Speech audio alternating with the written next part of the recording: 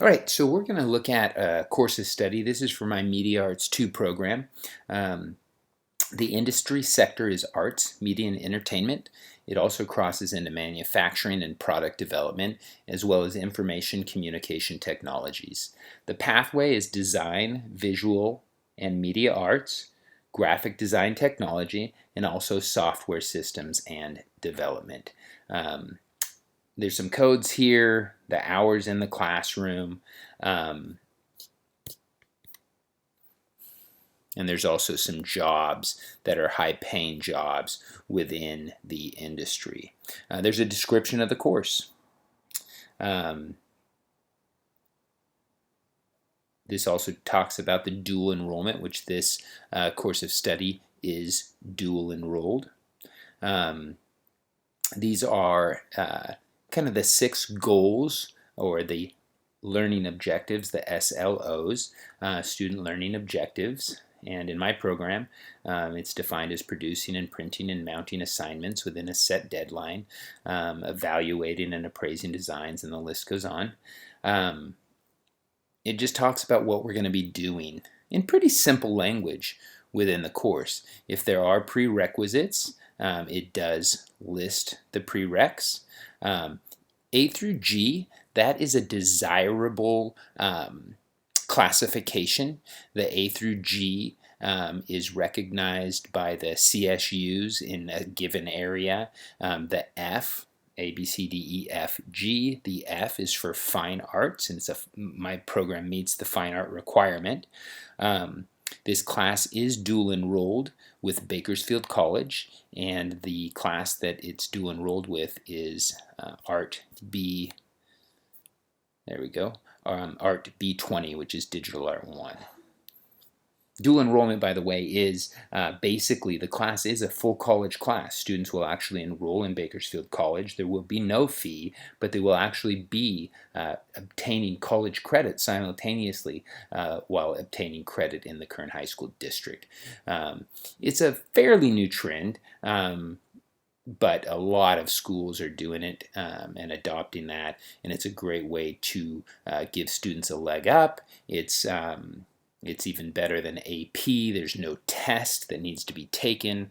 The rigor of the course is set by the instructor who needs to be highly qualified, and that usually consists of having a master's degree in the subject area.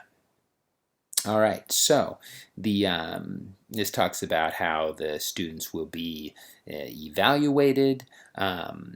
This talks about kind of the format of projects, the grading scale.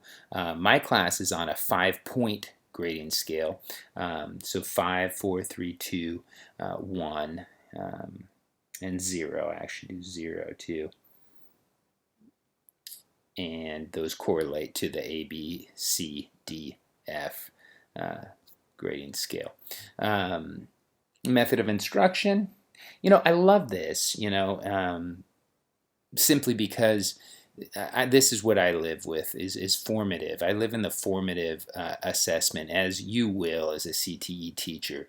And all that means, guys, is you are going to be assessing them as they complete a project. So if you are taking apart an engine in an automobile class, in an auto tech class, and you are using a socket wrench, the student is obviously going to need to assess the proper tool, the proper socket for the bolt that he is going to be either removing or attaching, to the bolt. I hope I'm getting my language right. The nut to the bolt. And so you're going to be kind of walking around, and if you see the guy using the wrong tool, if he's using a pair of needle nose pliers to try to tighten a bolt, you're going to correct him and show him that he needs to use a proper socket. And so that would be formative assessment. As he's doing it, you are teaching and correcting. A lot of the other things are just teaching strategies. But with CTE, a big part of it is in that formative assessment. And then summative assessments are important also. And those have to do with the final exam of sorts. But there's guided practice. Again, the example holds with the automobile class. You're teaching them how to make decisions, work in groups. A rubric is just a set of evaluative tools, like we already talked about with the 5-point scale and the ABCDF. Vocabulary, bringing in guest speakers. These are all methods of instruction, critiquing, modeling, note-taking, research, and the list goes on. If you have textbooks in your program, you're going to list those, and you might have some supplemental materials as well. Good night. A lot of this stuff has to do with the standards that we've talked about before. A lot of it is what I call edu-speak.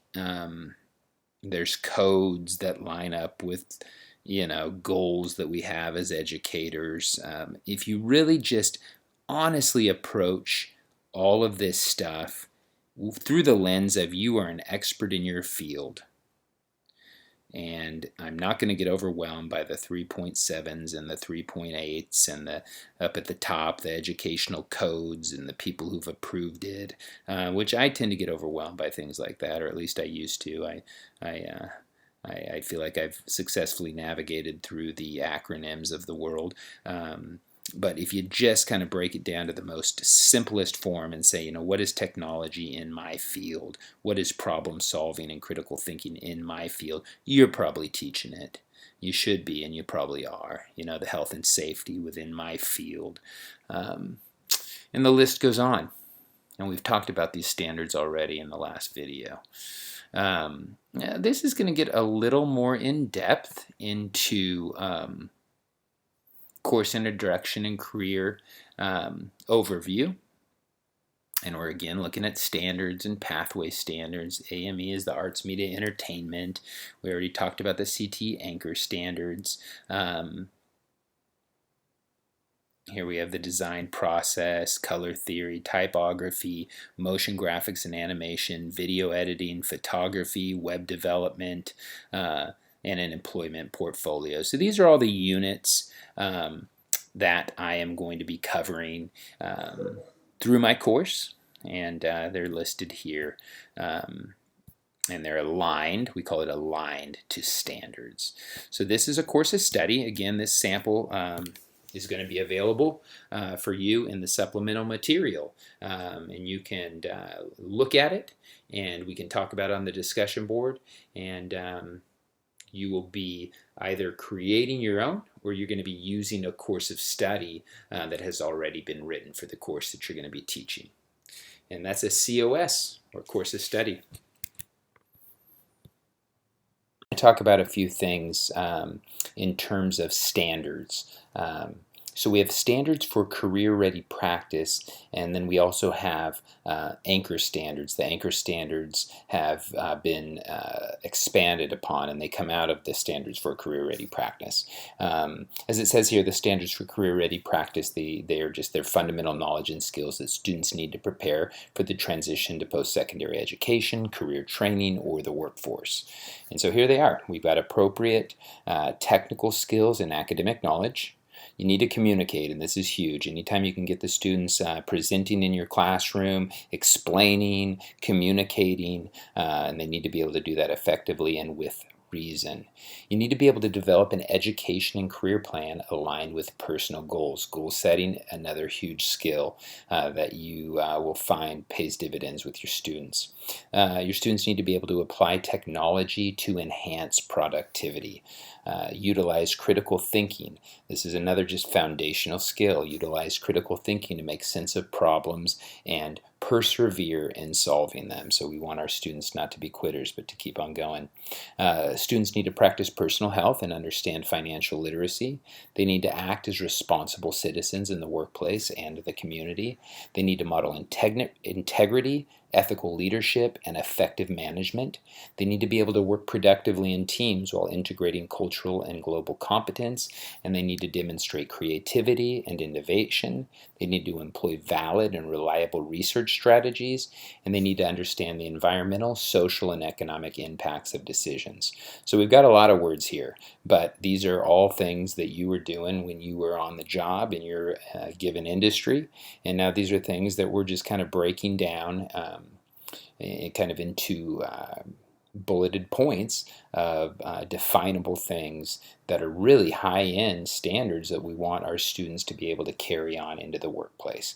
So those are the standards for career-ready practice. This document will be a resource on the Canvas platform that you're have access to. And again, the anchor standards, which I'm going to scroll up to now, come from those career-ready practice standards.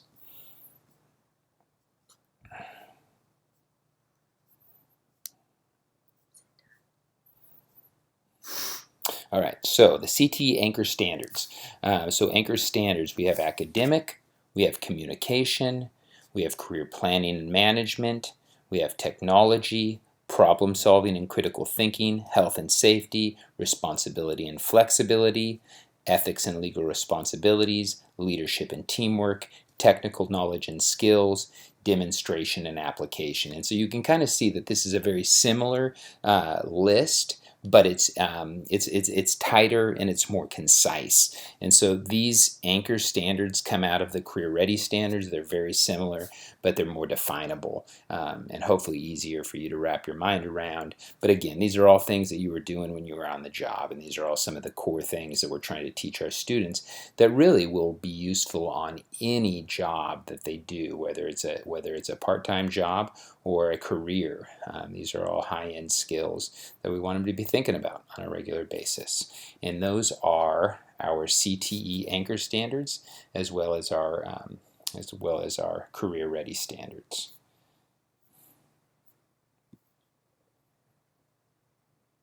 And that's it. All right, in this video we're just going to take a quick glance at the California Department of Education, the CDE, Career Technical Education, CTE, 11 Elements of a High Quality CTE Program. And it's just a self-review tool as the top bar implies. And what this is evaluating or helping you to evaluate is just the comprehensive kind of global view of your program. So it talks about pathways, and pathways are, it's a beginning class that leads to an intermediate class that may or may not lead to a capstone class, which may be dual enrolled, and then that class may lead to a pathway at the community college. For instance, my Media Arts class, I have Media Arts 1, Media Arts 2, Media Arts 3. My Media Arts 2 class is actually dual enrolled with Bakersfield College, and then there are 4 classes at Bakersfield College that are also tied within this pathway, and they're closely aligned with the programs that I teach at Stockdale High School. So local administrators participating in your CTE program, hopefully you have a supportive administrative staff, and hopefully they're behind your program and supporting your program, and they're involved in things like the Education for Careers Conference. Just kind of moving down the list here, the CTE model curriculum standards are the basis for content of courses offered. Curriculum addresses pathway standards, etc. We've looked at some of those standards. Those things, if they're being followed, that is an indicator of a high quality program. These are just more things that you're going to be looking for within your program. You may or may not hit all of these things. Some you may be stronger in than other things, and we're all a work in progress. So the CTE program has classroom-linked work-based learning. You may have an internship program linked to your program. There have been years where I've had robust internships happening within my program, and I've had 20 students on various work sites throughout Kern County. And then there's been years where I haven't had any, and so that is in flux, but that's one thing we want to be thinking about. The master schedule, that's something hopefully your AP of instruction is being mindful of when it comes to scheduling, and that students are able to take a pathway, even a block of time within your program. Technology being incorporated into your program and into your instruction, and hopefully your advisory board is kind of leading the way on that. There hopefully is an advisory board happening.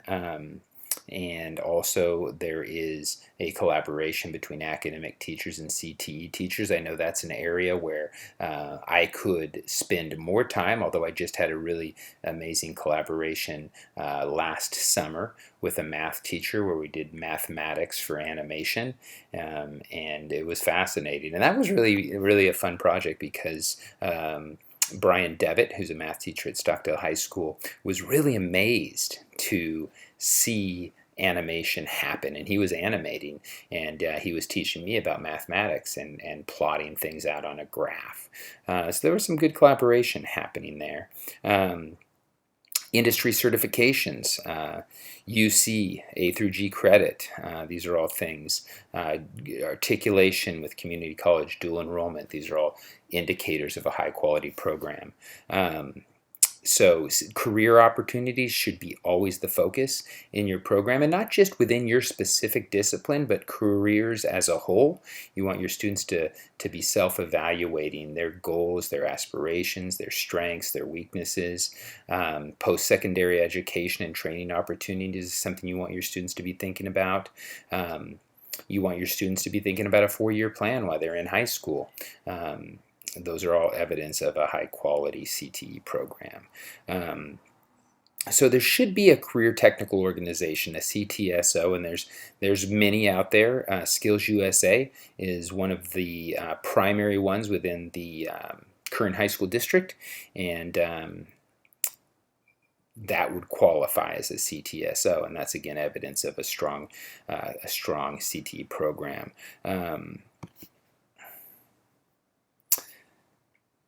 Leadership activities are embedded into the CTE curriculum.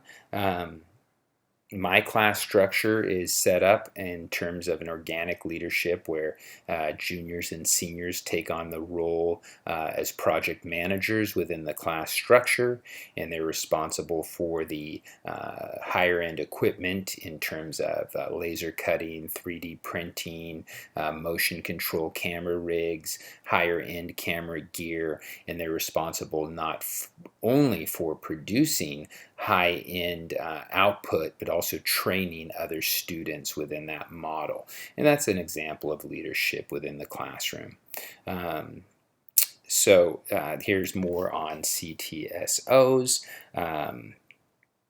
Oh wow, yeah, so here we have a program meets the needs of special population students, including special education, English learners, etc. You know, CTE is a wonderful way to get all students involved, and it's a great opportunity for students to collaborate in ways where they're interacting with a variety of diverse populations within your campus. And that's one of my greatest joys as a CTE teacher. I get everything from valedictorians to highly severely handicapped students all within one room. And my program consists of 9th through 12th graders, again, all in one room.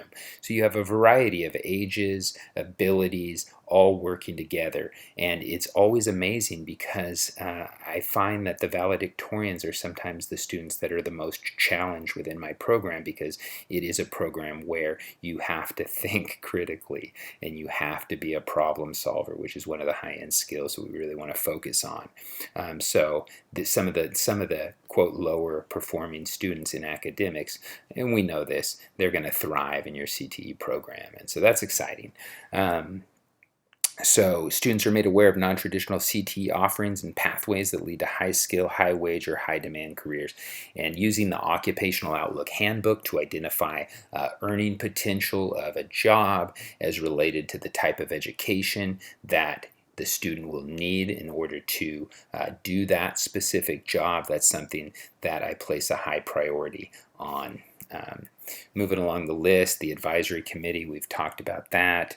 Business and industry involved in student learning activities. Anytime you can get a professional into your classroom, that's a win. Anytime you can have your students producing a product for business, that is a win. You do want your industry partners validating your curriculum, your lesson plans. You do want to be focused on the labor market demand. All of these things are extremely important.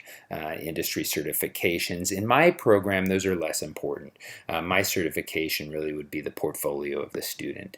That is the culmination of the pathway in media arts, as opposed to a specific industry certification. My students need a strong portfolio if they're going to be successful in the job market.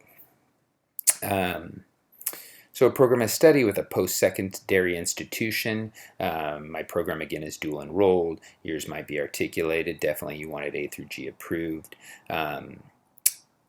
Sufficient time is provided for faculty to build cross-segmental and cross-disciplinary collaborations. Again, I have had some success in that area. I definitely could be doing more. That's something I'd like to work on. Each CTE program sequence will include at least one district-funded CTE course in the industry sector. That should be part of your local CTE plan. And that's more on an administrative side. You really don't need to worry about that, but it might be something you bring up to the attention of your department head or your administration. Opportunities provide for better use of after-school extended day and out-of-school time for career exploration projects and work-based learning. Again, I've had students who've taken off the last two periods of the day where they have received school credit through a work-based learning contract, and then they've worked for the Bakersfield Californian doing design for Bakersfield Life magazine. That was probably one of my most successful work-based learning contracts. That came out of a relationship with one of my advisory board members, and it was an excellent solution that helped the student achieve a portfolio and real-world experience. All right, there are open entry, open exit strategies where feasible in ways that maintain the integrity of the CTE course and course sequence and comply with industry requirements, structure, and sequence curriculum in modules or chunks tied to jobs with multiple entry and exit points and with multiple levels of industry recognized credentials built into the sequencing of the pathway. That's a big mouthful of words, but basically we want students to be trained in a variety of positions within an industry. And again, my class, the way it's structured, my program, we do have projects leads, we do have people doing work at a lot of different levels in terms of like introductory work, intermediate work, advanced work, and that would speak to that, as well as my programs having a Media Arts 1, 2, and 3 would speak to that as well. Providing education and training for students and incumbent workers at times and locations convenient to students and employers, including non-traditional timer methods. That's something we do not do. We have talked about providing like an 8th period after school. That's always something that we are talking about, but we have yet to do that at Stockdale High School, at least within the media arts program. So that's something, again, we could work on. You're probably not going to hit all of these things. All right, mechanisms are in place that systematically track labor market demands. You know, the Occupational Outlook Handbook, that's the government's data based on census data, and it shows trends in the market, and I use that extensively with my students. There's a sufficient funding to cover costs of necessary equipment and facilities. Perkins funding should be automatic for your CTE programs, and that's something that should be transparent transparent, and you can work with your department head or your administration to see what your allotment is in order to acquire equipment for your program. CTE programs are expensive. There's no two ways about it. But if you're creative and fiscally competent, you should be able to get what you need. I've found that to be true. There's a partnership among local businesses and local workforce development and educational organizations to provide consistent and reliable data about the regional economic and labor markets for planning programs. Again, be in touch with your business partners. They are the ones who have a pulse on what's happening locally. And that, combined with the Occupational Outlook Handbook, there are more specific labor market reports by region and by county, and those should be accessible through your administration, through the ROC or CTEC. All right, every CTE teacher has the appropriate credential, and this is a big one. You need a CTE credential or an industrial technology credential. I have an industrial technology credential, which is the old CTE credential. It's the same thing, just a different name, but you need one of those two, and that's tied into funding, and that's tied into whether your program is actually eligible for funding. And so you definitely need to make sure you have the right credential. If you're working on your credential, you need to make sure you're working on the right one. Based on the previous year's records, every CTE teacher teaching at least half-time CTE attends a minimum of 4 professional development activities. One of my favorite professional developments is the Educating for Careers Conference. It's usually held in Sacramento, usually in March, and if you can attend, I highly recommend that.